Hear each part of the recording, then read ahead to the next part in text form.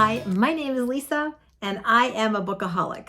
I haven't done an episode for a while, and there's been so many great books I've been reading. I've just been traveling all over and haven't made the time to share some of my thoughts about some books I've been reading. But I just picked up a little book called You². It was recommended to me by a colleague and business partner and friend, Don Hobbs, who said that they used to send these out, hundreds of them, to all kinds of people. It's a very, very short book. It's probably all of like 30 pages, right? So it's a really great read. It's a really quick read. And it's all about the power of You². And it's by an author named Pritchett.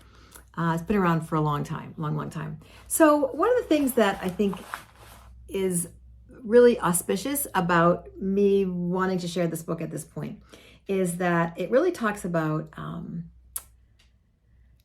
to quit trying harder and to consider taking quantum leaps in your business, in your life, in different ways. And right now, that when I'm recording this, it's mid-November. So many of us are in the middle of doing some business planning, if you haven't already done it, for 2023. So it's a great time to think about maybe doing things differently as you're looking over, what you've done in this past year.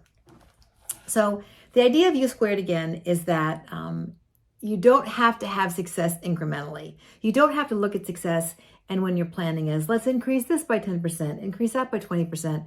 Why limit yourself to those things? That the idea of quantum leaps, the idea of quantum physics and the whole concept of quantum, has to do with like when they developed lasers and nuclear energy. And if you think of AI, artificial intelligence, those were things that people had to go way out of any kind of normal ways of thinking and breaking into very, very different ways of thinking. So that's part of what this book is all about, is how can you look at what you're doing now? How can you look at some changes you're making and completely release yourselves from the way that things have always been done? Go for a breakthrough. Get ruthless around that. Really abandon the status quo. Let yourself, certainly in your thinking around your planning, but really in your planning, abandon the status quo. Go for something very different. We all hear that same saying, nothing changes if nothing changes. So as you're looking at some of your planning initiatives and things you would like to have change a little or a lot in 23, think about that concept. He uses an analogy of a fly in the beginning. In the summertime, so often we see flies kind of stuck in between the panes of glass. And you typically see the fly, batting its wings in crazy against the glass, trying to get out, getting out in the same way it always has. And the end of that story always is that there's a dead fly on the windowsill.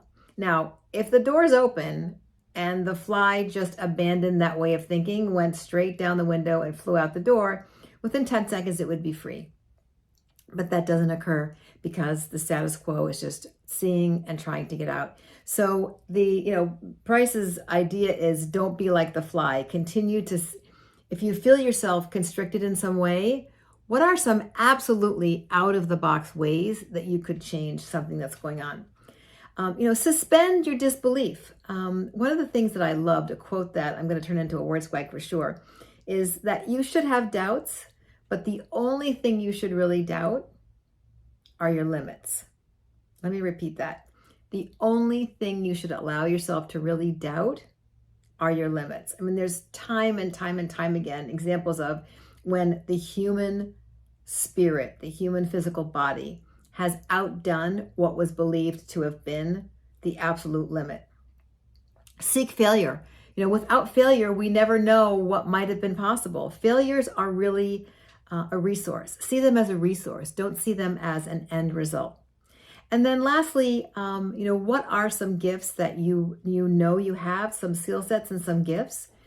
And what are some gifts when you suspend disbelief, when you go out of your comfort zone, when you look for something so new, you will find some new gifts. One of the things that I'm working on is kind of bringing out some more of my creative energy. I've got some artsy creative energy that's really been trying to scratch their way out. I actually have a workshop tomorrow, and I'm looking forward to abandoning what little I know and listening and learning and letting myself kind of get out of my own way and see what kinds of gifts I might be able to share.